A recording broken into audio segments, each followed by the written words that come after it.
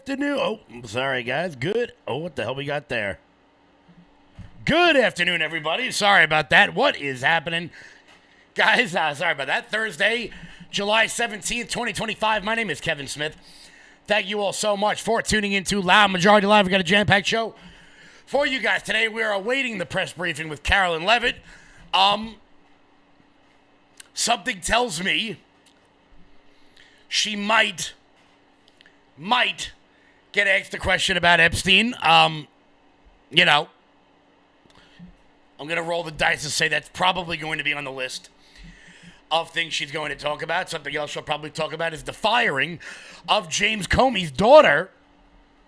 What a shame. What a shame. Yes, that's right. Maureen Comey is out at the Southern District of New York. We're going to talk about how no one should feel bad for her. It's quite literally a win-win situation for her, a win-win situation for America. Also, we're going to talk about a guy I really like. A guy I really like who is facing a little bit of backlash right now for some jokes he made at the ESPYs last night.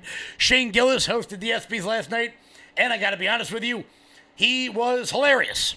He was absolutely hilarious. You guys are going to laugh about it, too. Made jokes about everybody. He made jokes about Trump. But here on the right, we like to laugh. We are not the moral scolds that is the left. And we can laugh a little bit. I'm going to show you guys that at the end of the show. Before we get rocking, before we get rolling here, guys, do me a favor and hit that thumbs up button. Share this video out all over the place. Let your friends know about it as well. Good stuff all around. Guys, make sure you are following the channel. That is the best way to help this network grow by following the page. Guys, let's pop this live chat up on the screen. We got big numbers out here today, and I'm liking that. I'm liking it a lot. Shout out to everybody. Also, once again, guys, I will be in Nashville, Tennessee at the National Young Republican Conference, July 30th through August 2nd. So, if you are in the Nashville area and you would like to come on down to that, let me know and I'll shoot you a way to get a ticket. You can get a ticket or we can just meet for drinks afterwards because I've got a feeling there may be a few of those in the Music City. AC Knight knows best ESPYs. I don't know about ever. Peyton Manning was pretty good. And so was Norm Macdonald. Shout out to everybody watching. Hello, Elaine. How are you? Uncle Richie, what's happening? Bob R. Nancy. Hello, Maggie. How are you? How are you? RYW. Hello. Trump whack-a-mole is in progress. I'm not really sure what that means, but all right, let's see what's going. What up, Skylar? How are you? Once again, we are awaiting the White House press briefing. It looks like everybody is sat down and ready to go. Look. The first question is going to be weird. The first question is going to be incredibly weird, but, Carolyn will handle it like the OG that she is. Also, before we get going, guys, do me a favor. Head on over to loudmajorityusa.com. That's loudmajorityusa.com. Sign up for the newsletter. Check out our shop. That is the best way to support this show and everything we've got going on. G.I. Jet, y'all are awesome. I'm a new follower. I like seeing that. Let's go. Let's bring this down a little. Boom, there it is. G.I. Jet, welcome to the LFA family. We rock, we roll here from 8 a.m. to like 5 p.m. with breaking news throughout the day. So, guys, once again, head on over to loudmajorityusa.com. Sign up for the newsletter. Check out our shop. That is the best way to support this program and everything, all the activism we've got going on. Guys, let me know if you're going to be in Nashville at the end of the month, 2 weeks from today. I would love to meet you. Got to meet Skylar and her crazy friend last weekend. Can't wait to meet some of you. So let's dive right on in to the breaking news of the day. It turns out Pam Bondi has fired Epstein prosecutor Maureen Comey. Now, before we get into the news of this, just know that if you are a U.S. attorney in the Southern District of New York and you lose your job, here's what you do.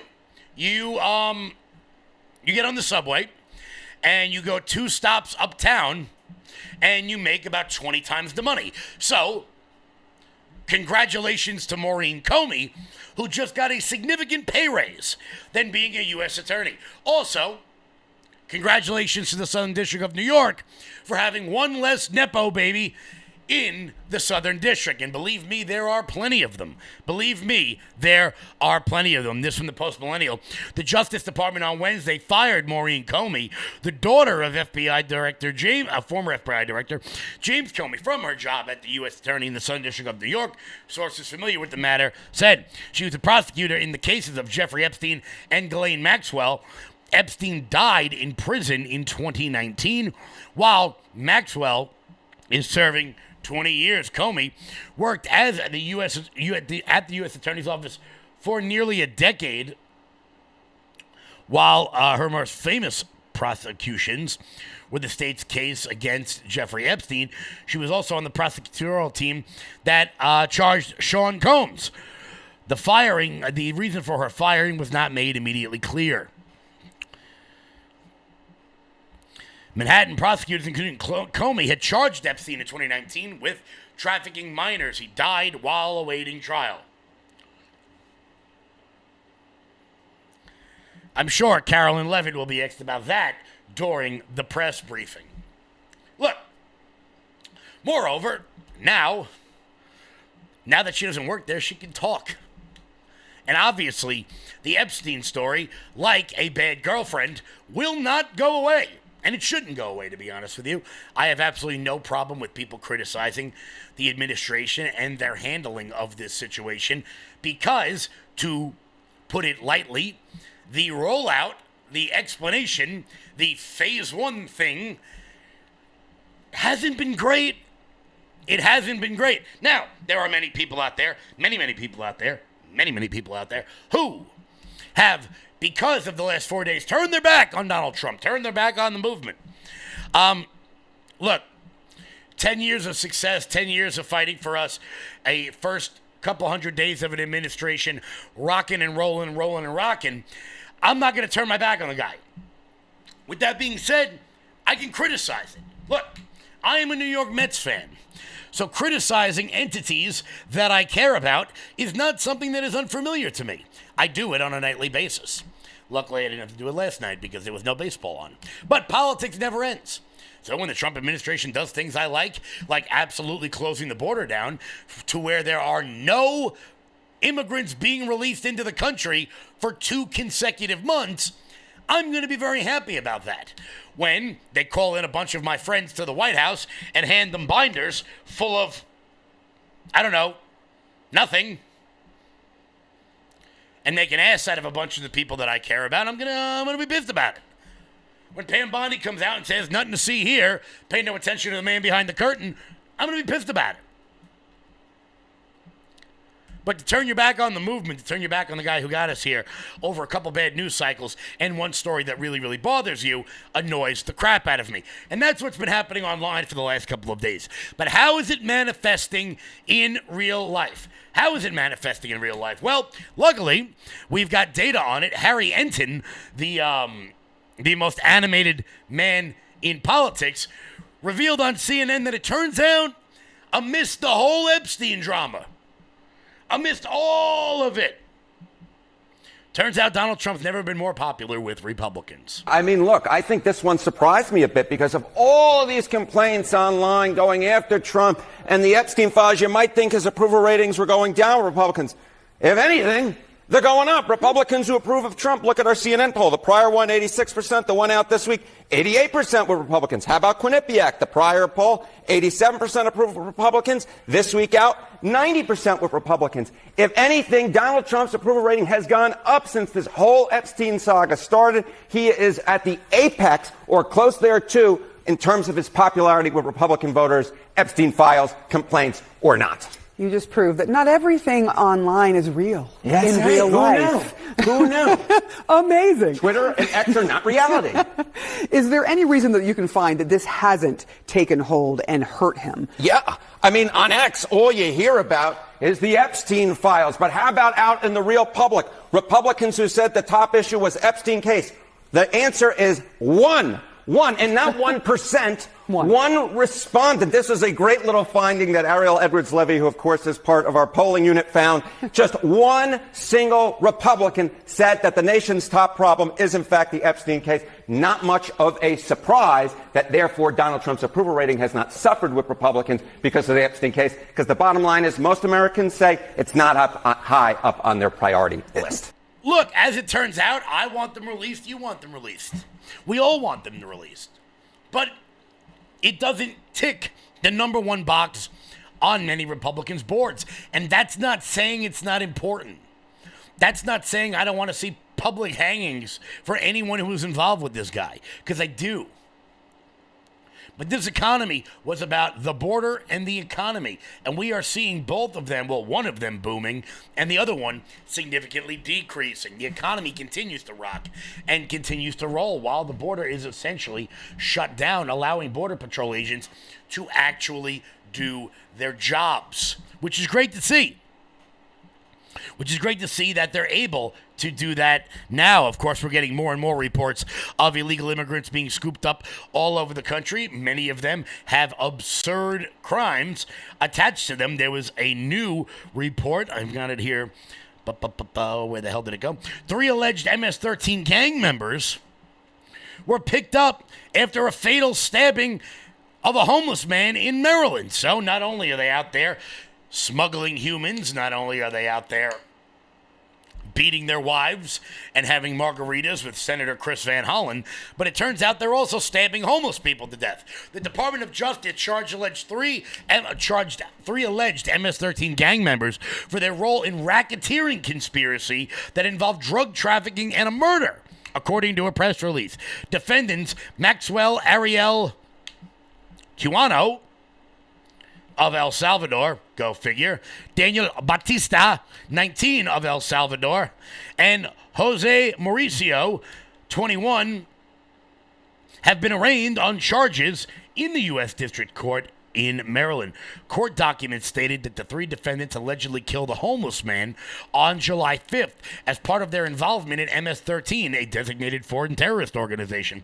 The victim was discovered deceased by law enforcement with a stab wound to the neck after a passerby called 911. Video surveillance footage from a nearby business captured the killing, investigators said. So they're out there doing their gang initiations, and they stab a homeless man in the neck. Lovely. Guys, what would we have done? How would America have functioned without these 3 guys in it? How would we have even gotten by without these 3 seemingly lovely individuals? You know, I'm told that illegal immigrants commit crimes at a lower rate than Americans, which is not true, considering coming into the country illegally, overstaying your visa, any number of those things are all crimes. By definition, that would make them all criminals. That's why they're illegal immigrants. Words matter. Democrats, words matter, like man and woman, up and down. Turns out words matter.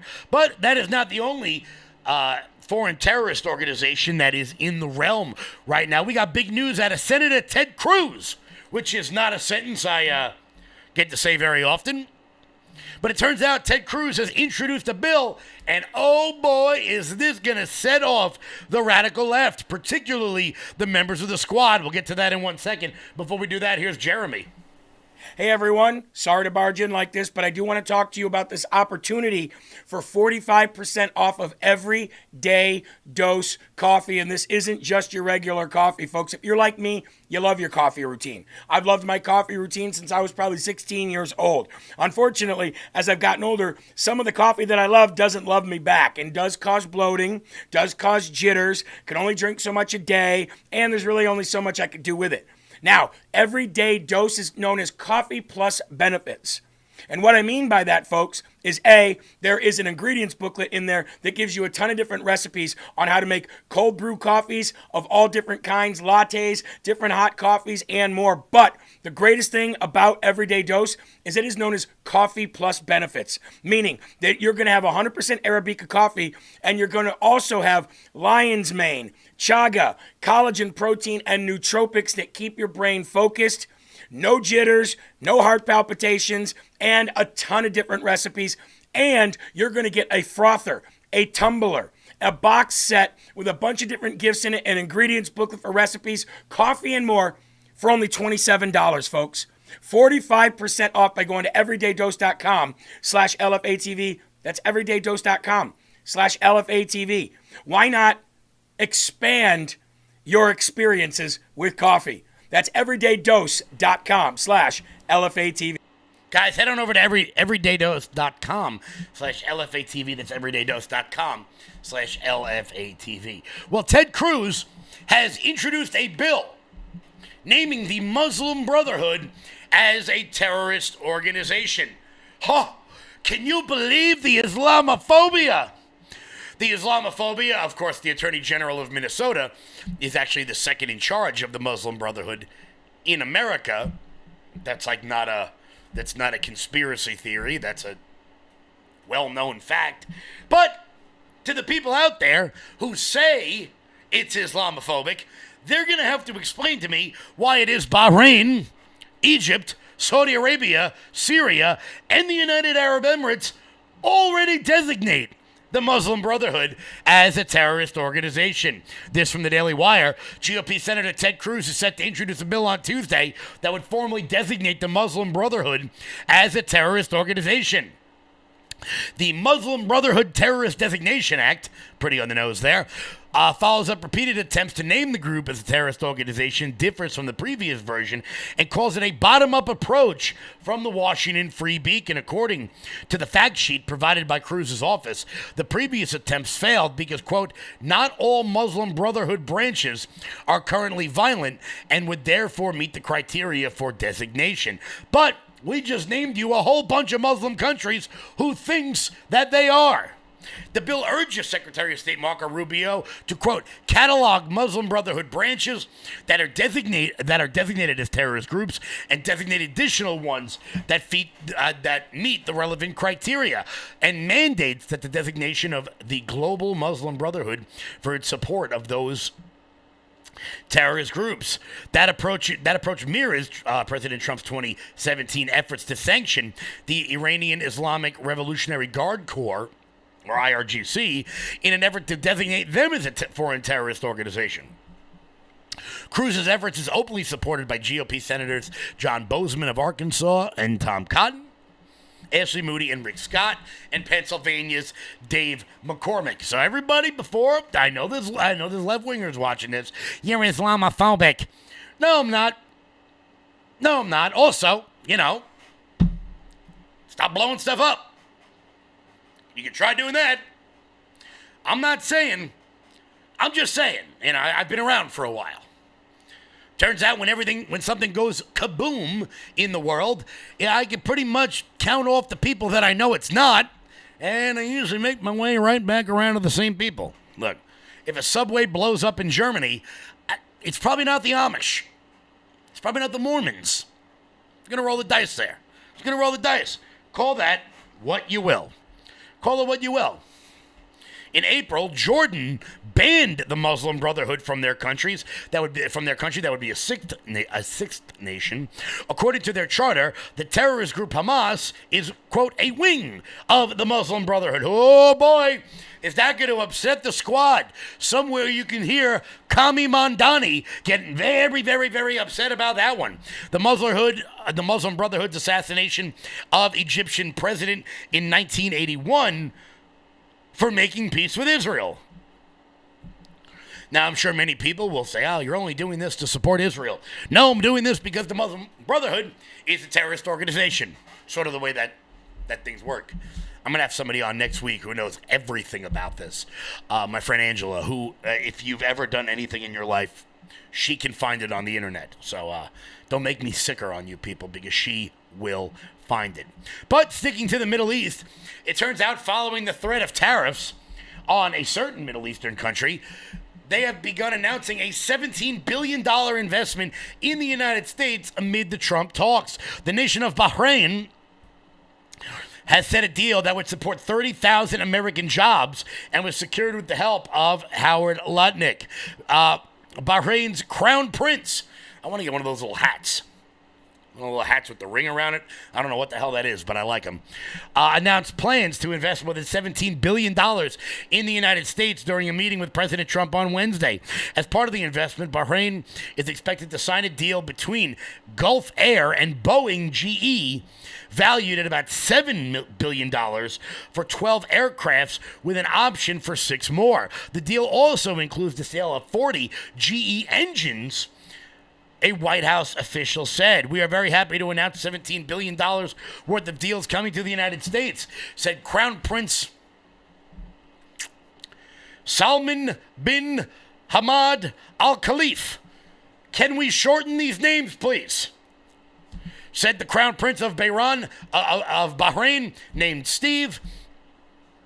The announcement comes as Crown Prince Steve, on the heels of the foreign investment deal Trump made during his trip to the Middle East in May. During the visit, Trump secured a $600 billion commitment from Saudi Arabia to invest in the United States and agreed to sell the Saudis an arms package worth $142 billion. Now, I want to be clear. Selling the Saudis $142 billion worth of arms, all right, that branches more towards terrifying than, I'd particularly like, hey, 9/11, how you doing? But it's a hell of a lot better than what we do in many of the foreign nations, where we just shovel the money out the door and then have Republican members of Congress, guys, we're supporting American jobs at Raytheon and Boeing and Lockheed. Somehow we've gone from the Republicans warning about the military-industrial complex to many Republicans, Mike Lawler, out there doing their damnedest to openly support it in public. What all could possibly go wrong? So big investment coming into the United States, as we are seeing massive jumps in the market, with all 3 indexes reaching all-time highs yesterday. The market is booming, baby. Your tax cut is coming. The big, beautiful bill has provided that to you for low and middle-class workers. You're going to get relief on your overtime. You're going to get no taxes on tips, and seniors are going to get relief on their Social Security payments. I don't know why they pay taxes on Social Security in the first place, considering they already paid taxes on that. You got to tax the dollar you made, and then tax the dollar you spend, and then tax the dollar you resell. How many different ways can this government tax a dollar? I don't know. But it turns out some of it is actually beginning to come back. Some of it is actually beginning to come back. In more good news, as we are awaiting the White House press briefing with Carolyn Levitt, somebody interesting is considering running for that Mitch McConnell Senate seat that is going to be up very, very soon. We'll get to that in 1 second. Before we do that, Old Glory Bank. When big banks decide who gets access to America's financial systems and who doesn't, who do you think gets left out? Middle Americans who proudly wave their pro-America values. Cancel culture in banking is corrosive. It limits your participation in a vibrant, free market economy. Fortunately, you can fight back. You now have the opportunity to invest in the bank that's investing in a fair American banking system, one based in freedom. Ownership in Old Glory Bank, the pro-America online bank, is here. Old Glory Bank is a full-service FDIC-insured bank that's the alternative to overreaching, un-American big banks. We stand for privacy, security, and liberty. We stand for freedom, family, faith, and the flag. We stand for all the values you stand for, and for the values big banks can't stand. So help keep banking in the hands of Main Street, not Wall Street. To invest in Old Glory Bank, go to oldglorybank.com. Guys, head on over to head on over to oldglorybank.com. That's oldglorybank.com, guys. Lock in those interest rates before Jerome Powell wises up and lowers them. Head on over to oldglorybank.com. We got to talk. We've got to talk because there's some members of Congress that have lost their minds, that have lost their ever-loving minds. And one of them I used to kind of like. The other one, I want to make it very clear, I absolutely never liked. And I actually got in trouble the other day for speaking ill of this one member of Congress, and that really annoyed me. Turns out Maria Salazar has lost her ever-loving mind and has decided to put forth what is being called a soft amnesty bill. What? A soft amnesty bill? No thank you. Here's what the bill would include. A group of bipartisan lawmakers announced a bill that would provide legal status for some undocumented immigrants. The Dignity Act, sponsored by Florida Republican Congresswoman Maria Elvira Salazar and Texas Democratic Congresswoman Veronica Escobar, would allow undocumented immigrants who have been in the U.S. since before 2021 to apply for up to 7 years of legal status with work authorization, provided that they pay restitution and check in with DHS regularly. It also includes enhanced border security provisions and protections for Dreamers. At a press event today, Salazar was quick to point out that the bill does not include a pathway to citizenship, and she insisted the bill does not provide amnesty. Remember that dignity is not amnesty. It does not have path to citizenship. We're not talking about becoming Americans. We are trying to just bring them out of the shadows and have them go work in peace, pay taxes, and come back home at night.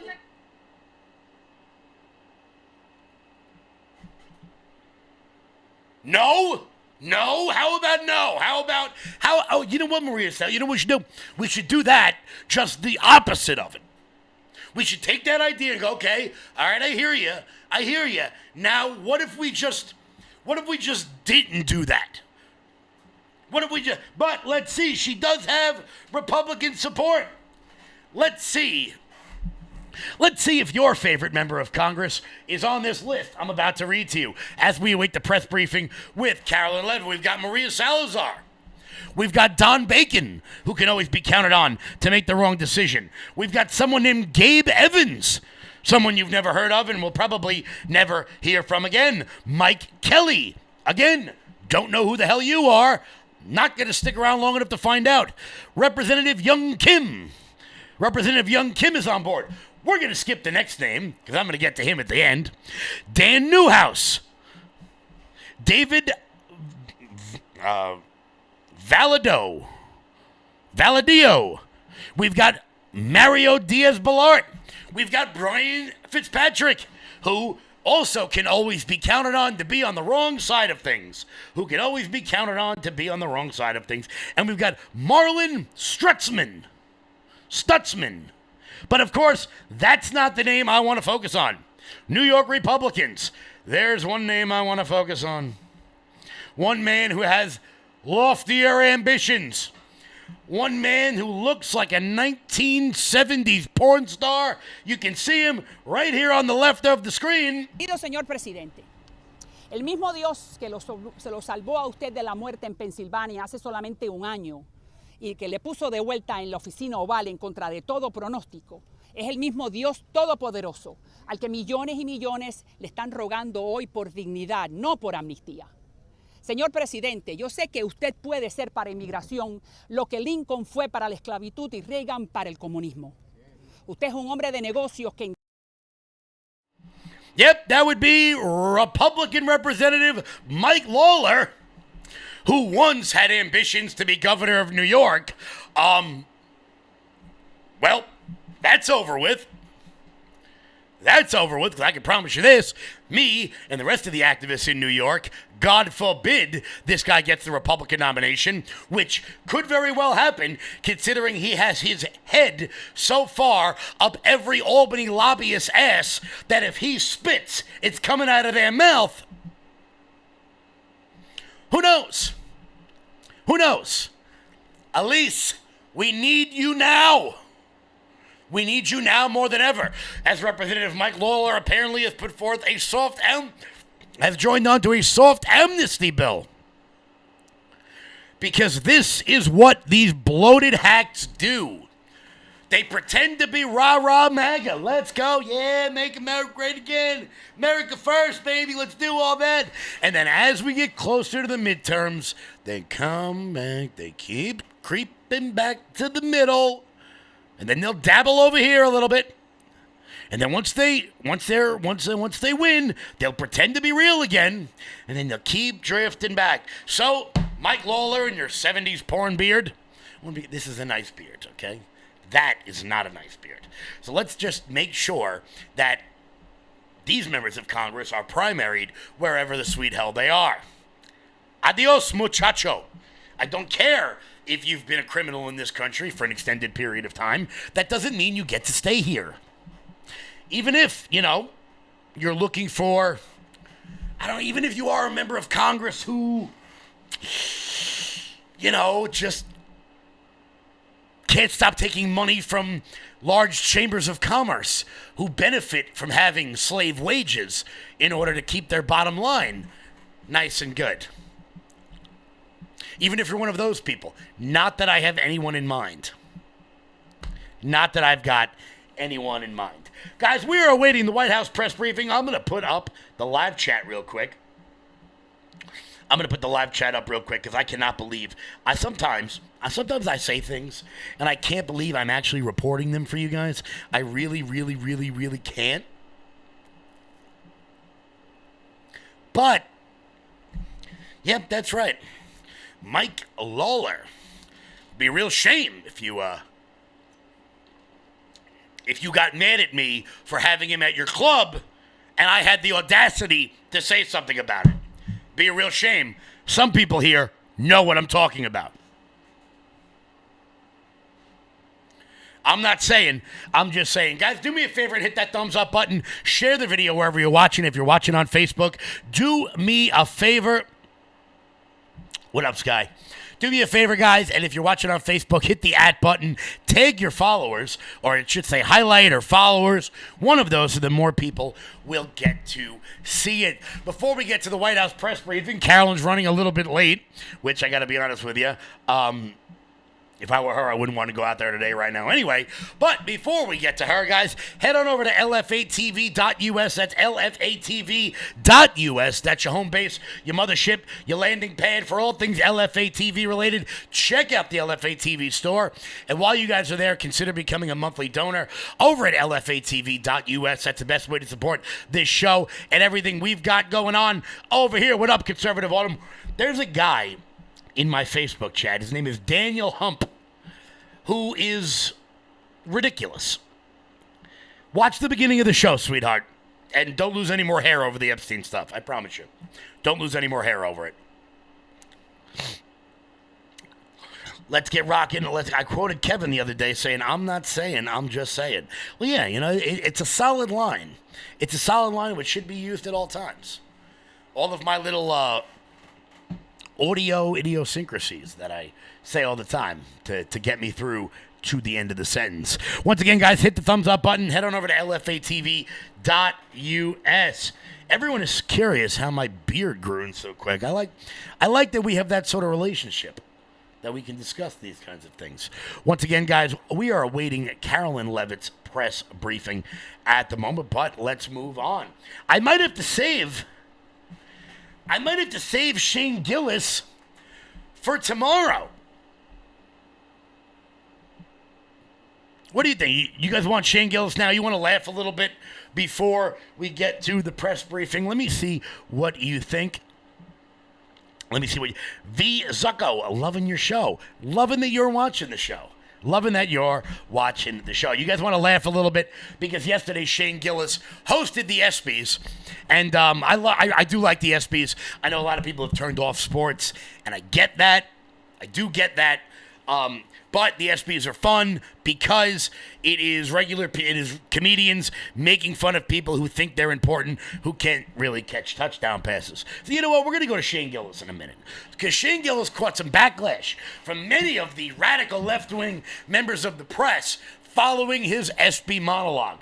For those of you who never watched the ESPYs before, it's very much like the Golden Globes. You know, they give out awards, best team, best male athlete, best record, that best college. They do all that crap.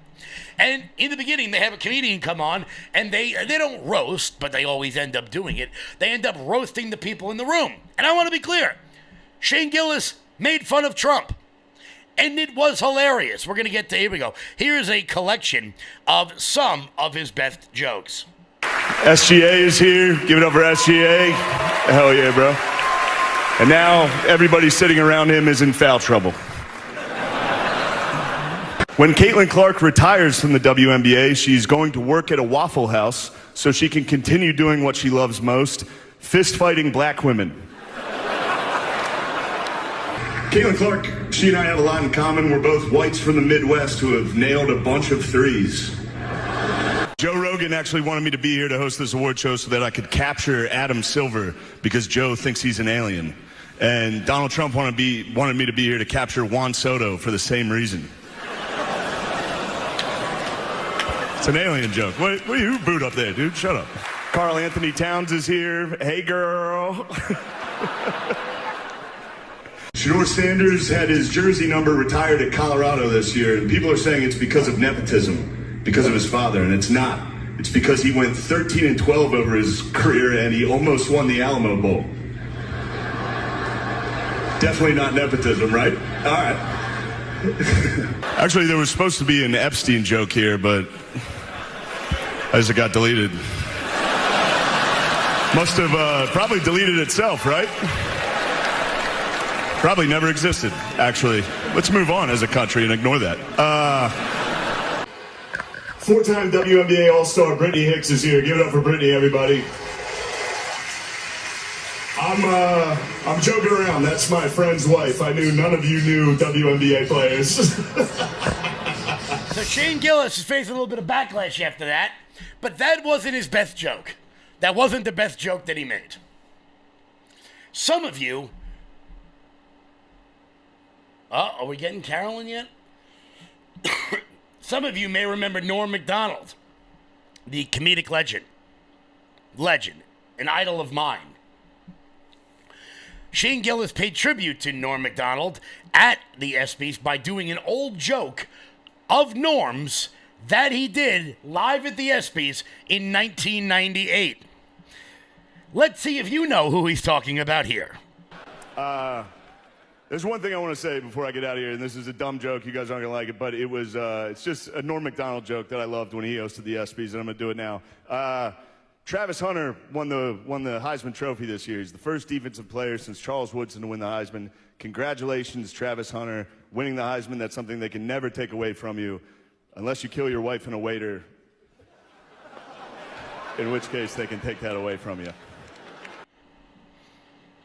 Here's Carolyn. Good afternoon, everyone. I apologize for our tardiness. I was with the president. Let me begin with a few scheduling announcements today. President Trump will travel to Scotland, where he will visit both Turnberry and Aberdeen from July 25th to July 29th. During the visit, President Trump will meet again with Prime Minister Starmer to refine the great trade deal that was brokered between the United States and the United Kingdom. And the President and the First Lady will travel to the United Kingdom for an official state visit from September 17th to September 19th later this fall. This will mark a truly unprecedented second state visit for President Trump, and he is honored and looking forward to meeting with His Majesty the King at Windsor Castle. There has been a wave of positive economic news over the past week, which I would like to highlight today. Joe Biden's inflation crisis has been defeated. Prices paid to American businesses for goods and services were flat in June, which is lower than all 50 forecasters in the Bloomberg survey predicted. And core inflation, which is the best measure of inflation, came in lower than expected again in the month of June. Since President Trump took office, core inflation has tracked at just 2.1% overall and has come in below or at economists' expectations every single month. Wages are growing at a strong pace and prices are falling for everyday Americans. We also saw prices for new and used vehicles and airfares drop last month. In addition, prices for gas, fuel oil, energy commodities, hotels, airfare, public transportation, and fresh vegetables are all down over last year. As we said all along, trust in President Trump. The American dream is back, and everyday families are already reaping the benefits of this incredible economic turnaround in just 6 months. President Trump has ended the era of economic surrender and implemented powerful tariffs to stand up for our workers and businesses and rebalance America's trading agreements. Despite all of the doom casting from the so-called experts claiming that these tariffs would be the end of the world as we know it, the opposite has occurred. Tariffs are not inflationary, as President Trump has said all along. In reality, tariffs are a source of massive revenue. We're seeing trillions of dollars in private investment pour into our country right now because the companies around this world want to make their products right here with American labor and not have to pay any tariffs at all. Customs and tariff revenue has already totaled more than $113 billion since President Trump entered office, helping to lead a budget surplus in June for the first time in nearly a decade. We are truly entering a golden age as a result of these pro-growth and America First trade policies. On another matter, yesterday in the East Room, the president was proud to sign the Halt All Lethal Trafficking of Fentanyl Act into law, surrounded by angel families to help finally end the devastating fentanyl crisis that has ravaged millions of Americans. Under the Halt Fentanyl Act, anyone who possesses, imports, distributes, or manufactures any illicit fentanyl-related substances will be subject to criminal prosecution in the same manner as any other Schedule I controlled substance. This legislation will close the loopholes that criminals use to skirt around the law and make it easier for law enforcement to prosecute vicious traffickers who peddle poison in our communities. President Trump has always made tackling the drug crisis a top priority, and this important bipartisan legislation further follows through on that commitment. The complete and total success at our southern border that many in the media in this room continue to ignore is another example of the president keeping his word to families who have lost loved ones due to fentanyl, and it's another win for the American people.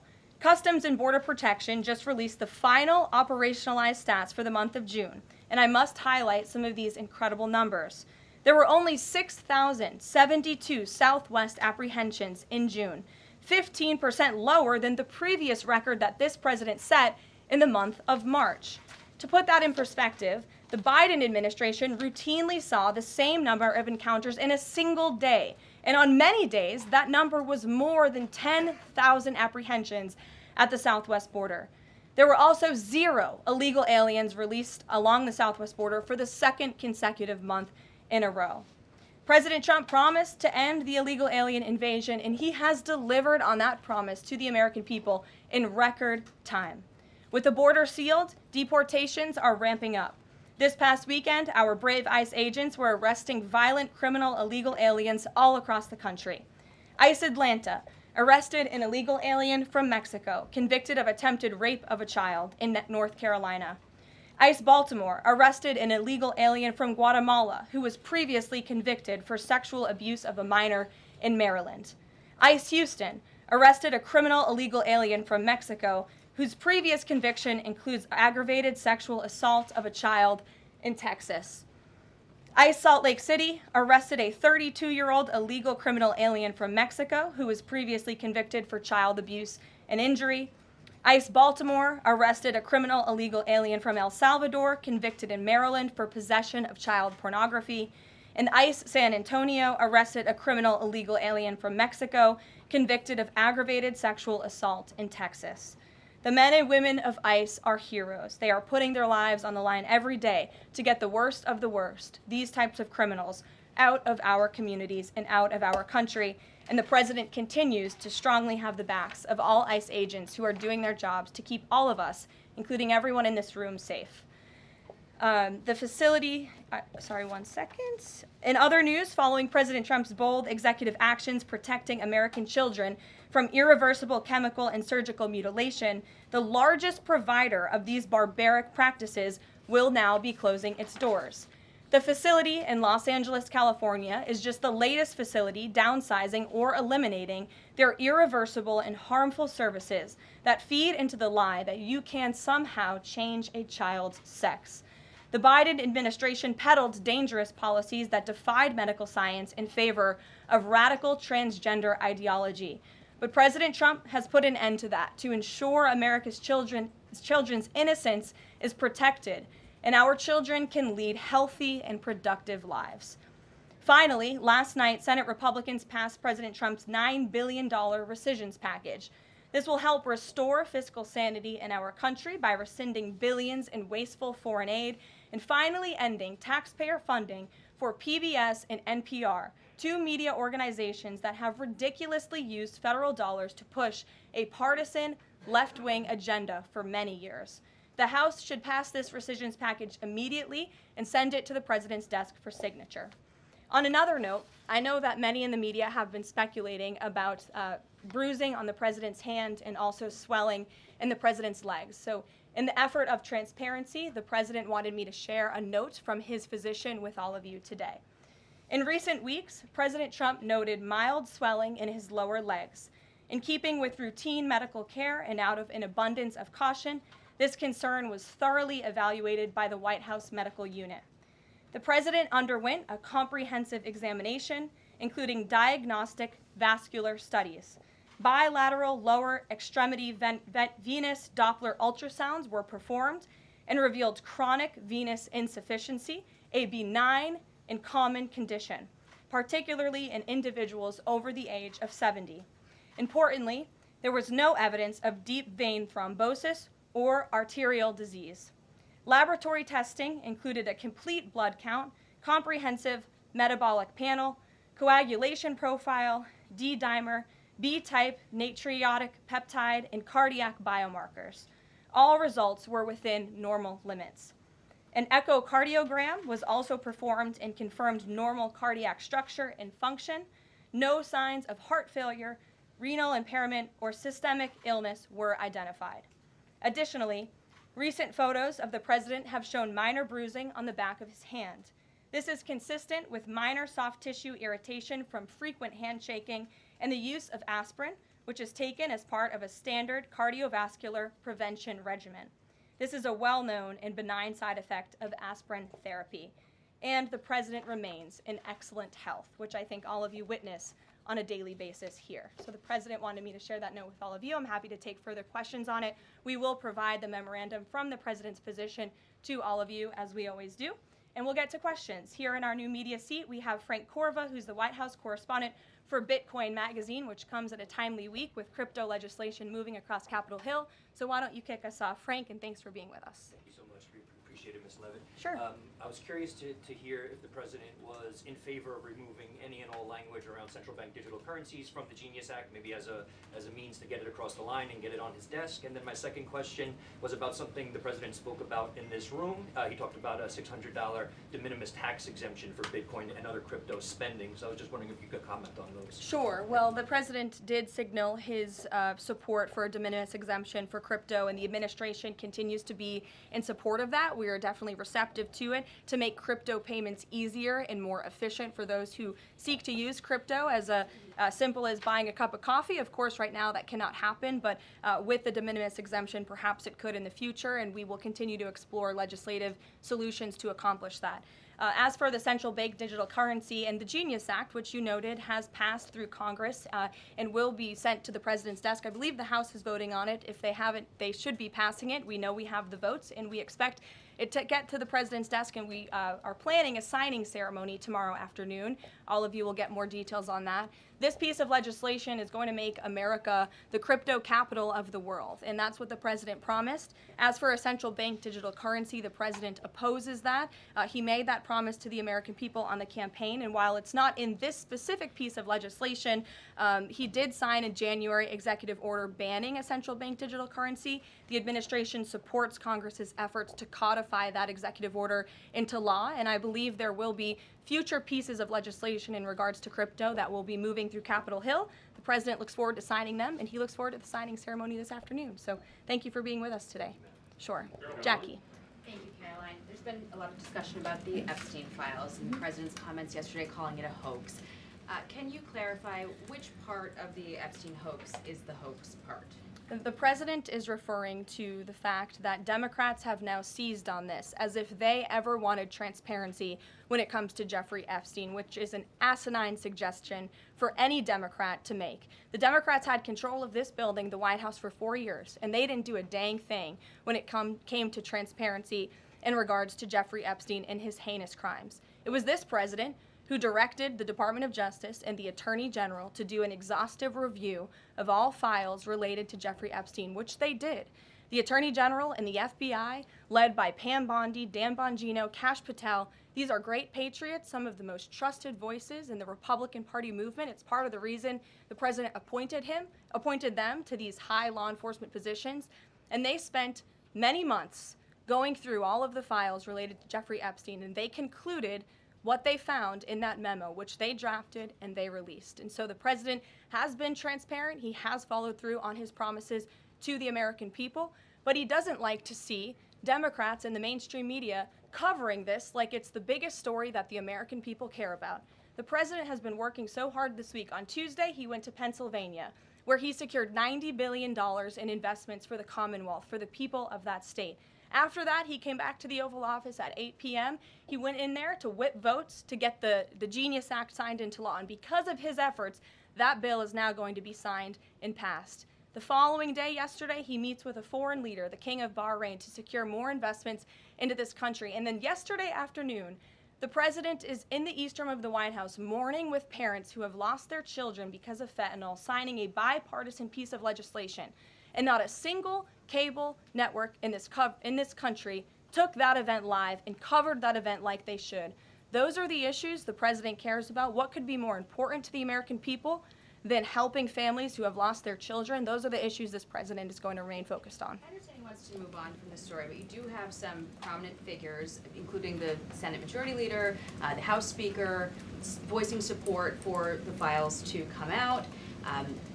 Representative Massey collecting signatures that would force a discharge petition for a vote on the floor for this. It doesn't seem to be going away. What is stopping the administration from just redacting any sensitive information, grand jury information, and putting out what is appropriate so that the American people can decide and then let this story die? Well, in terms of redactions or grand jury seals, those are questions for the Department of Justice. Those are also questions for the judges who have that information under a seal. And that would have to be requested, and a judge would have to approve it. That's out of the president's control. He has said, in agreement with some of the leaders on Capitol Hill, that if the Attorney General and the Department of Justice come across any other credible evidence, they should provide that to the American people. The president has said that, and he agrees with them on that. Why did you fire Maureen Comey? The Department of Justice did, and I would defer you to them. Dasha.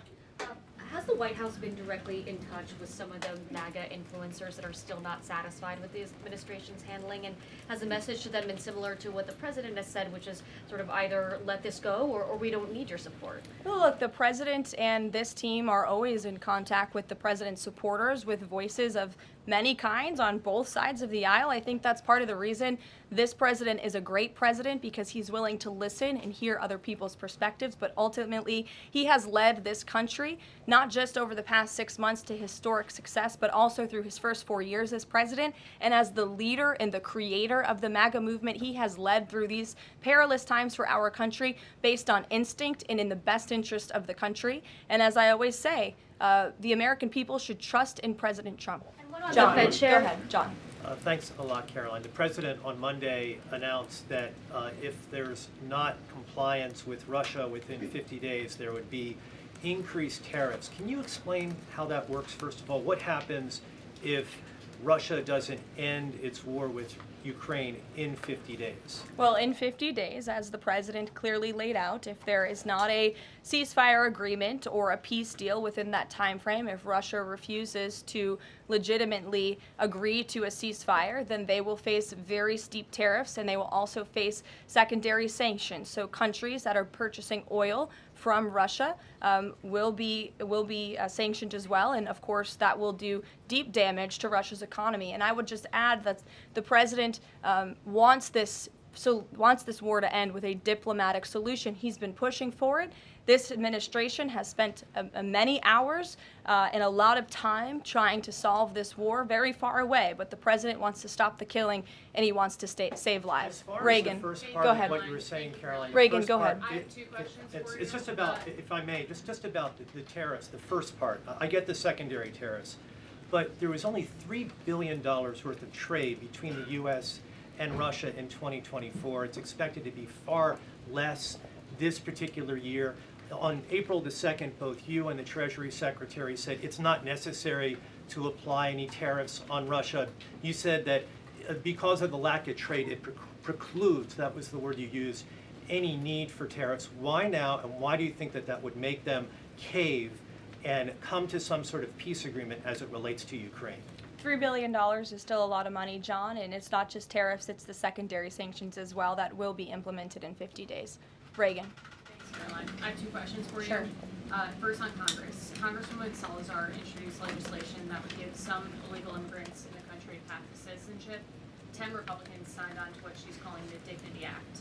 I'm curious what the White House's position is on the legislation and if the president would veto this bill if it made it to its desk. From my understanding, the White House nor the president has actually read through this legislation. We've been focused on, of course, the One Big Beautiful Bill, which passed, which is another historic accomplishment of this president in record time. The Genius Act this week, the rescissions package, that's been the focus of the White House. But the president has made it very clear he will not support amnesty for illegal aliens in any way. I want to give you a chance to respond to the CEO of NPR. She's claiming that the cuts to their network will, quote, be a real risk to public safety of the country. Murkowski has argued that public broadcasting stations save lives. Could you respond to these concerns? The NPR CEO said cutting NPR will be a risk to public safety. I am not sure how NPR helps the public safety of our country, but I do know that NPR, unfortunately, has become really just a propaganda voice for the left. Just a few examples for you. In 2020, NPR refused to cover the Hunter Biden laptop scandal in the run-up to the election. They said their assertions don't amount to much, writing they did not want to waste the listeners' and readers' time on stories that are just pure distractions. That does not sound like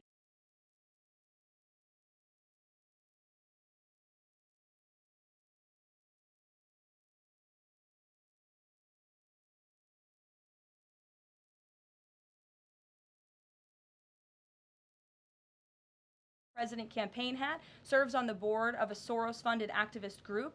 In 2020, PBS's White House correspondent at the time characterized President Trump's speech then at Mount Rushmore as a love letter to white resentment, promoting the myth of America. In 2017, PBS devoted an entire panel talking about what it means to be woke and white privilege. In 2023, PBS's Washington Week Roundtable covered up Joe Biden's clear mental divide. That's actually quite the clip. I would encourage all of you to look at it.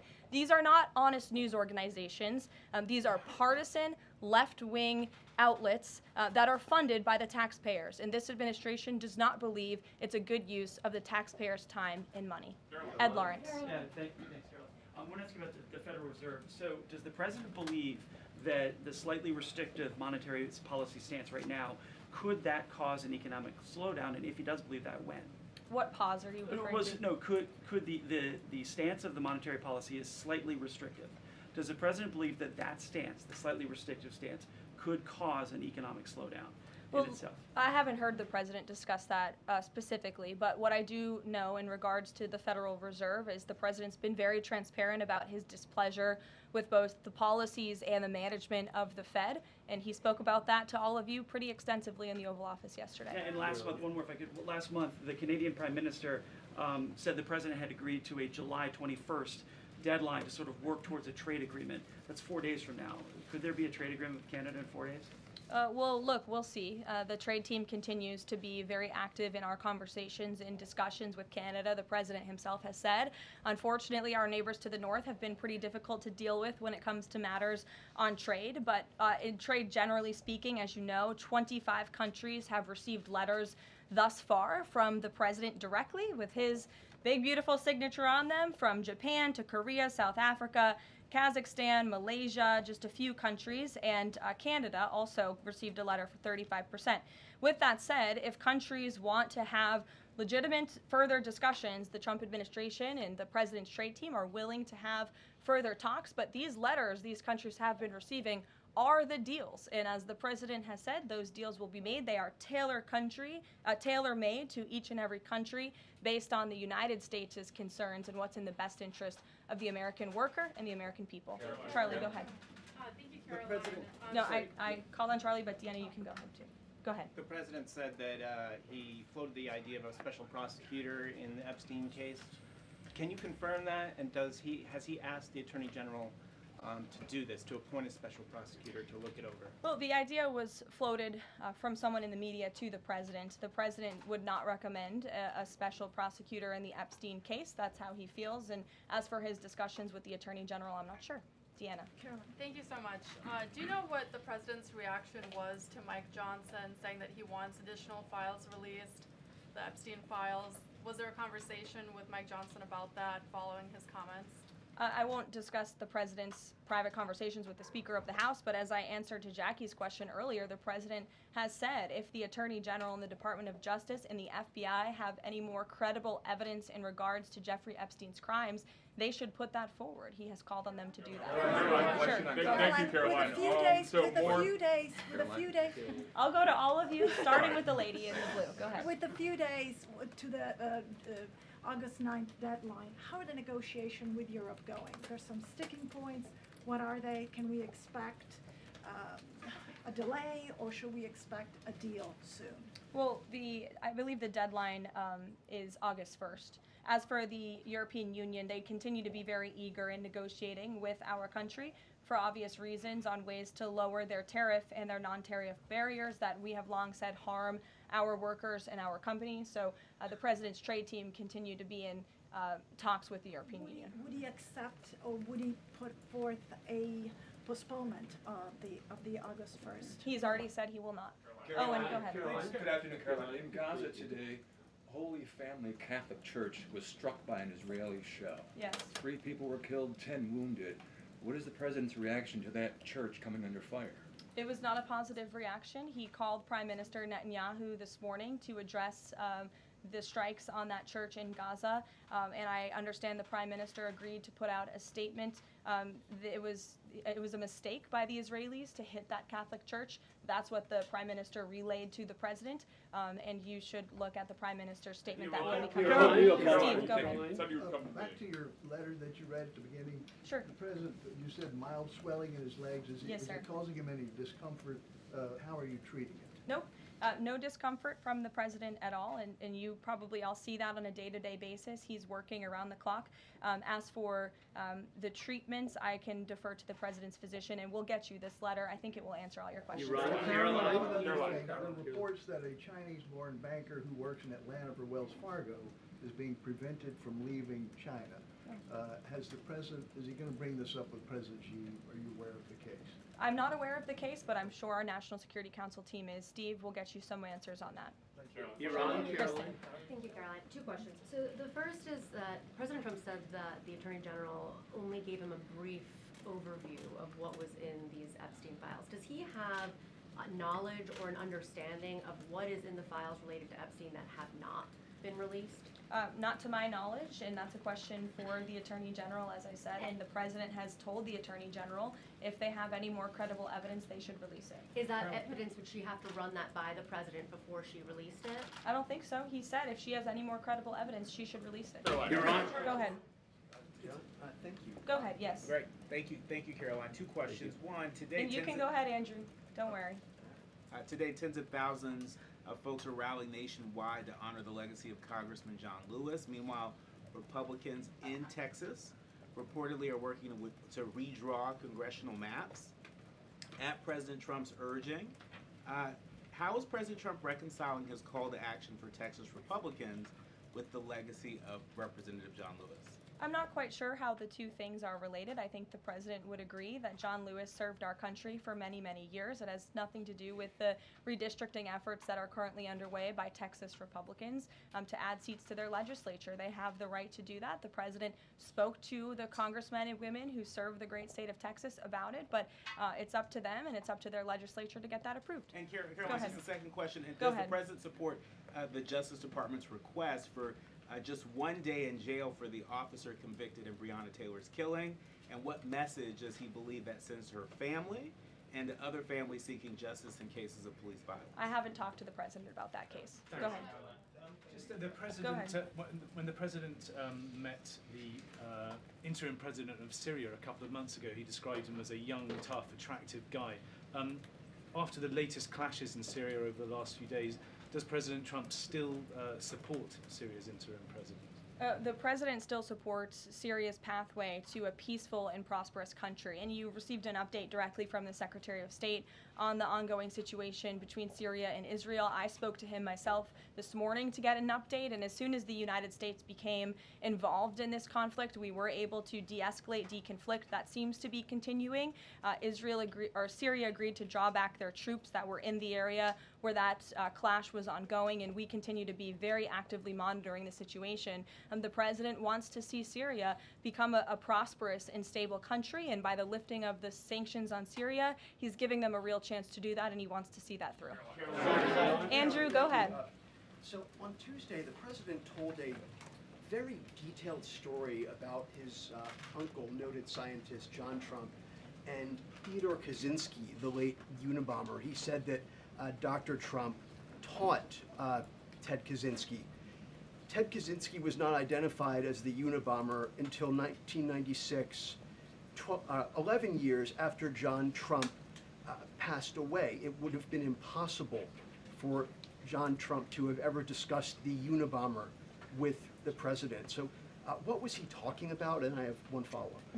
Andrew, with so many issues going on in the world, I'm a little bit surprised you would ask such a question, although I'm not sometimes coming from you, I will say, but I'm willing to give you an answer. Nevertheless, the president's uncle did, in fact, teach at MIT. He was a very intelligent professor. The president's very proud of his family. In fact, the president has a letter from his uncle on the MIT letterhead that sits in the Oval Office dining room. Maybe we'll let you see it sometime. And then Elizabeth. Caroline, one more on. Elizabeth, will the go ahead. president consider pardoning Ghislaine Maxwell Elizabeth, if the go Epstein ahead. case is a hoax? Okay, I'll start off with the president said last week he would not be getting involved in the New York City mayoral case.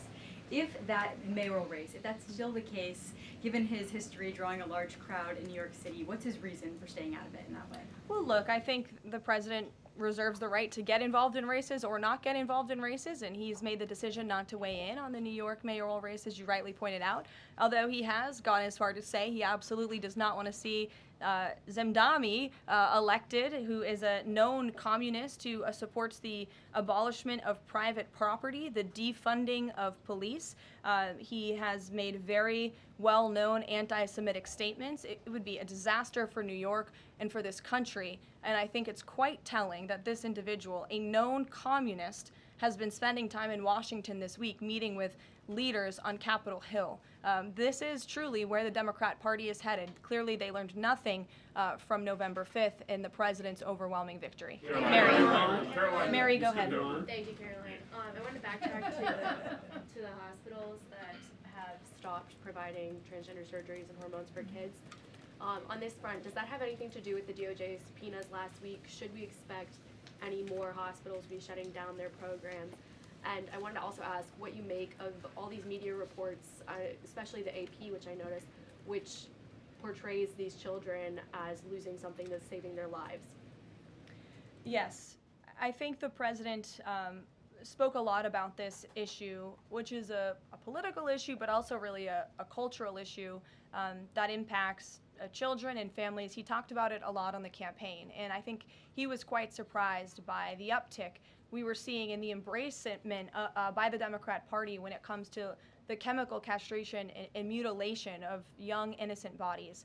And so the president made it a very early priority to sign very strong executive orders to cut off the funding for any hospital or any medical facility in this country that provides such barbaric procedures. And as a result of that strong policy and the president's strong common sense position on this issue, we've had such an overwhelming response, which is great for children in Arizona. Phoenix Children's Hospital has stopped providing puberty blockers and hormone therapy to minors. In California, Stanford Medicine ended sex change surgeries for minors. Children's Hospital Los Angeles is closing its Center for Trans Youth Health and Development surgical program. In Illinois, Lurie Children's Hospital Chicago stopped sex change surgeries. Again, let's think about what we're talking about here. Sex change surgeries for minors. These are barbaric practices that no child, innocent child, should have to endure. And the president wants to protect the innocence of children, and I know the vast majority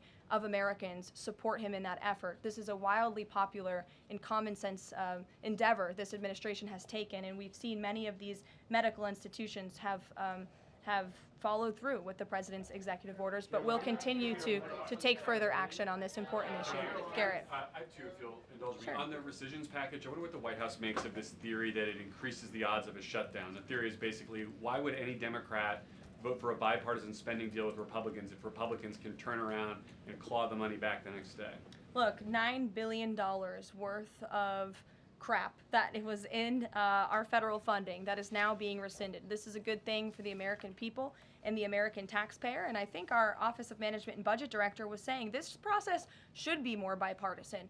Democrats, there was a time in this country where Democrats too cared about getting rid of waste, fraud, and abuse in our federal spending. I think every American agrees the government spends way too much money on things that don't matter. Some of those things includes PBS and NPR, or for instance, the Democracy Fund, which was funded to the tune of $83 million through the Department of State, but they were giving hundreds of thousands of dollars for gender equality and empowerment hubs in Yemen, $3.9 million for strengthening information integrity, equality, and democracy for LGBTQI population of the Western Balkans.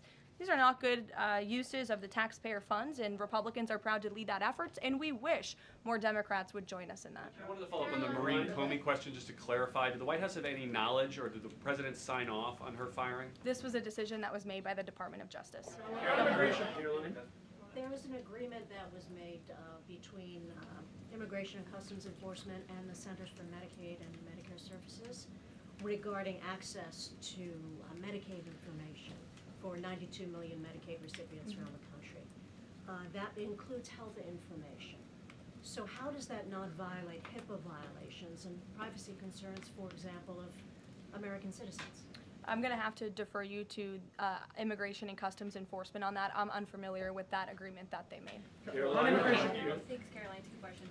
Russ Vought said today he's going to be looking into cost overruns in the Fed's renovation projects. Is there a deadline for him to come back with findings to the president? I don't believe there's a deadline the president has set for Russ Vought, but I think, again, this is a good use of taxpayers' time to look into this project that is millions and millions of dollars over budget.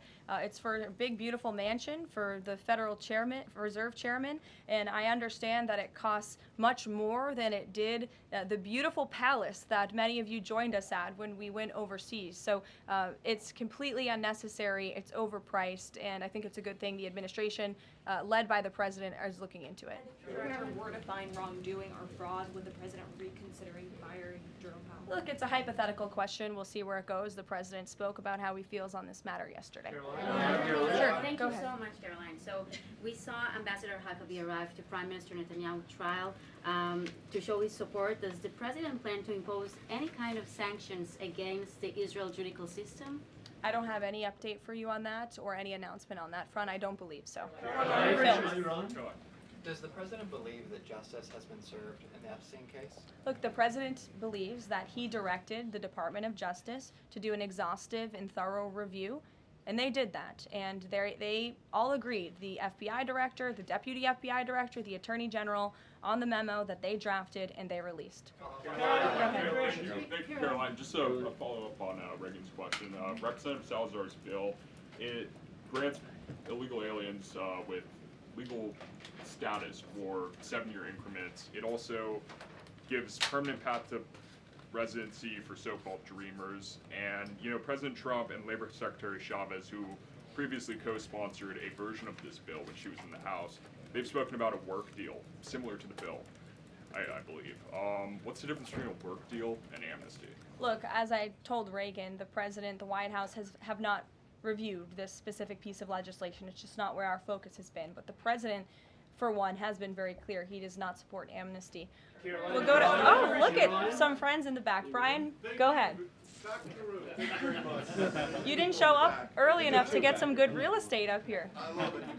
Any update on the auto pen? I know that there was the DOJ and some others were looking into the thousands of documents that were signed off just before Joe Biden left office. Any update on the auto pen? Yes.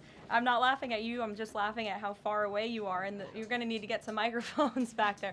And the auto pen investigation, yes. The White House counsel's office has launched their own investigation into former President Biden's usage of the auto pen. We have requested some documents from the National Archives, and again, as I've said many times from this podium, and the president has said as well, it's incredibly important that we get to the bottom of who really was at the tip of the spear in the decision-making process here in the White House, because former President Biden himself admitted to the New York Times, I understand he never gave interviews when he was here, but now all of a sudden he wants to give one, and he said that he did not actually review every single pardon that he signed on his way out the door. That's incredibly concerning, and I can tell you it's something this president would never tolerate. This is a president who is signing things all the time. Any document that has legal implications, this president's signature is on it because he's the one making the decisions. It does not appear that was the truth in the previous White House, and I know the American people want to receive answers on who was running the show, because the decisions that were made in this place really destroyed our country, and we deserve to get to the bottom of it. Mark, in the back. Thanks. Some Christian groups are complaining that they are not able to get visas as quickly to travel to Israel, and it's been elevated to Ambassador Huckabee's station. Is the White House aware of that? Does it have any reaction to that? And is that part of the president's disappointment with Netanyahu's government?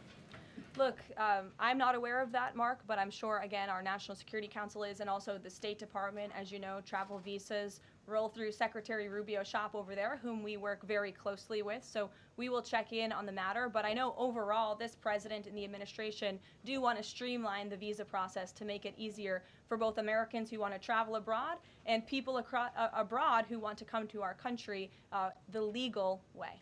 Sure. Go ahead. I was going to the gentleman above you, but go ahead, Libby, and then you can go. Okay, two questions for you. The first is, during the Hill Nation Summit, Secretary Noem suggested there could be some changes to TSA's liquid limits. Is the president aware of that? Is that an idea that he's backing?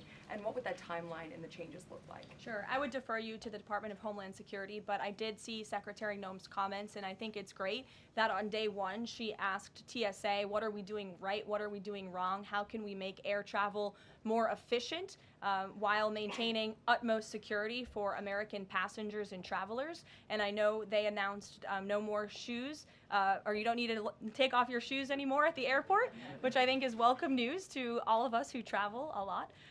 But further guidance or decisions, of course, that's in the Secretary of Homeland Security's overview, and I would defer to her. And the other question for you is on Bondi and Burgum's trip today to Alcatraz. I'm curious what the funding is going to look like for that, and who the president does want to see incarcerated there, if it were to become.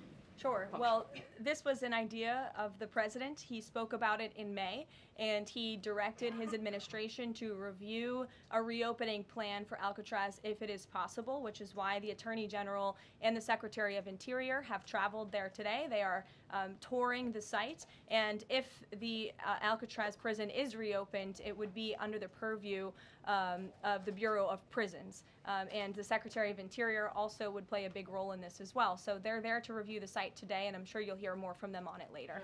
And just to follow up, Libby, on who the president wants to see housed in Alcatraz, the worst of the worst criminals in this country, both American criminals who convict heinous crimes, but also illegal alien criminals before deportation as well. Sure.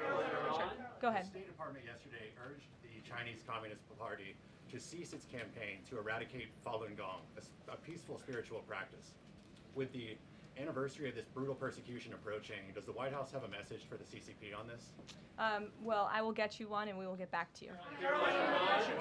Go ahead. We'll take. Go ahead, and then go ahead. Sure. I've never called on you. Why don't you go ahead? In the red tie. Hello. Dr. Harper behind. Thank you. Yes. Go ahead. Go ahead. Me, thanks. Yes. Thank you, Caroline. Yes, you. What's your name? My name is Matias. Thank you. What's your outlet? I'm from Record TV, Brazil. Great. Brazil's President Lula recently said that President Trump was elected to govern the United States and not to act as the emperor of the world. And he also emphasized that Brazil is open to negotiation. I'd like to hear what you have to say about it, what the administration has to say about it, and specifically what areas are currently open to negotiation in the light of the 50% tariffs that were announced. Sure. The president is certainly not trying to be the emperor of the world. He is a strong president for the United States of America, and he's also the leader of the free world. And we've seen a great shift across the entire globe because of the strong leadership of this president. In regards to Brazil, the president sent a letter to Brazil announcing their new tariff percentage. He also directed our USTR ambassador, Jameson Greer, to launch an investigation of Brazil under Section 301 of the Trade Act of 1974, designed to address unfair foreign practices that are affecting U.S. commerce. For years, we know Brazil's digital regulations and weak IP protections have undermined U.S. tech and innovative companies, and their tolerance of illegal deforestation and other environmental practices puts American producers, manufacturers, farmers, and ranchers who follow better environmental standards at a competitive disadvantage. So this president always acts in the best interest of the American people and the United States of America, and he will continue to do so. Thank you very much, everyone. We'll see you later. I appreciate the enthusiasm today.